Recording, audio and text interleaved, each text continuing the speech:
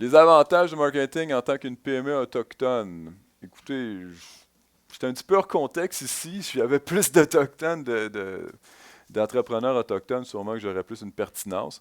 Mais je dirais qu'à base, utilisez votre culture dans votre promotion de vos produits. Faites de la promotion dans votre langue. C'est intéressant.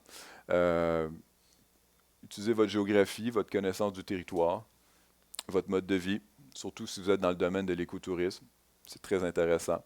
Connaissance du milieu, ben écoute, tu connais ta clientèle, tu connais ta région, tire-en profit. Tu connais les cordes sensibles pour faire ta publicité, qu'est-ce qui peut t'intéresser. Le fait qu'on a affaire à des petites PME, ben écoute, c'est plus rapide, c'est plus intéressant. Et plus les décisions se prennent rapidement, on est plus adapté. Une situation de monopole, souvent dans une communauté, comme par exemple, j'ai aidé un ami à partir un dépanneur à Waswanipi, qui est une communauté CRI. Il y a un dépanneur dans le village. Le prochain dépanneur est situé à 80 km. Alors, situation de monopole, écoute, c'est un magasin général, finalement, ce commerce-là.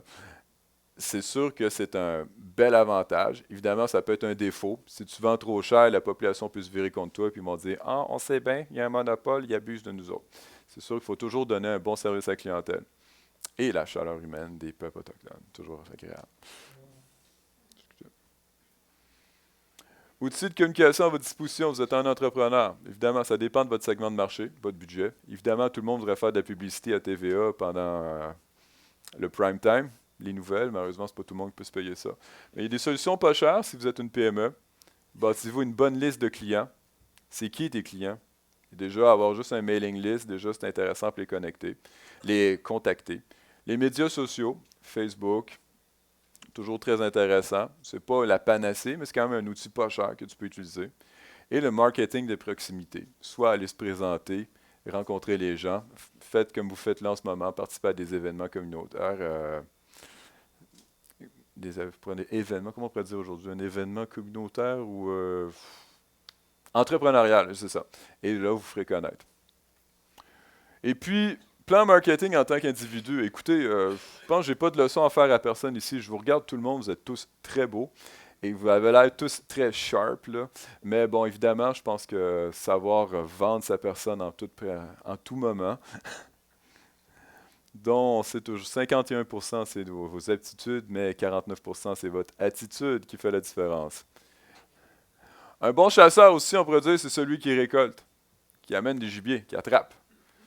Un bon chasseur, c'est ça la marque probante qui a réussi, c'est qu'il a ramené quelque chose au camp.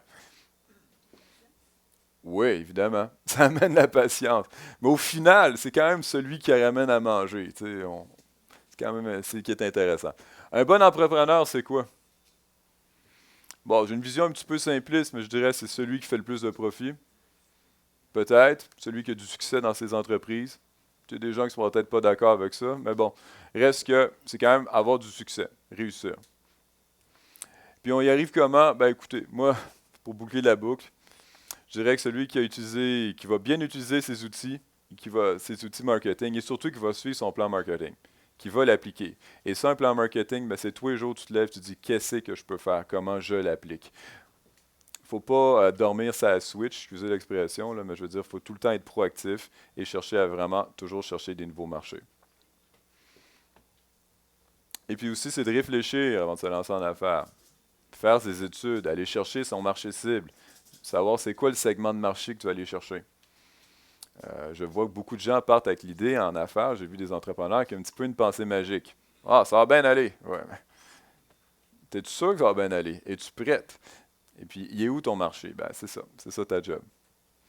Et finalement, je voulais citer un de mes amis, Sylvain, qui est développeur de fonds chez Desjardins. Mais il me parlait un petit peu de l'art, c'est quoi le marketing? Puis bon, lui, il appelle ça un art ou une science, mais on sait que c'est un peu une conjonction de plusieurs champs scientifiques, autant la psychologie que l'économie, que sociologie, les mathématiques. Et surtout, ce qu'il dit là-dedans, c'est qu'on va faire des belles stratégies appuyées par des super études, on va mettre bien de l'argent, puis on peut se planter. Puis certaines fois, il y a des stratégies marketing qui partent, c'est une intuition comme ça, et c'est là que ça marche. Alors, il n'y a pas de science exacte là-dedans, mais je pense que c'est d'être à l'affût des opportunités, puis surtout de toujours chercher à développer vos connaissances là-dedans. En fait, c'est suivre votre instinct de chasseur. Ah, voilà, la boucle est bouclée.